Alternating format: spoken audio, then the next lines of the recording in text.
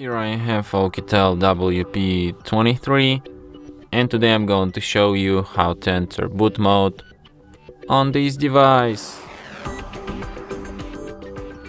So to do this, firstly you have to turn your device off, and after it turns off completely, hold down combination of keys, power key plus volume up for a couple of seconds like this.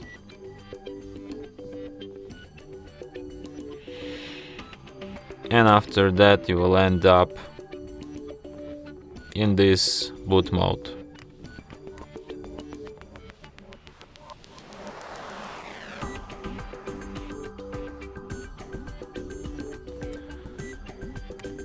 So here at the boot mode you can use volume up to navigate and volume down to select, and you have such options as recovery mode, fast boot mode and normal boot.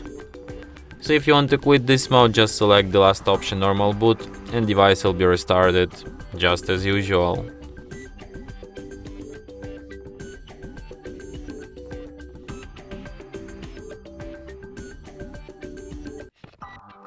And that's it.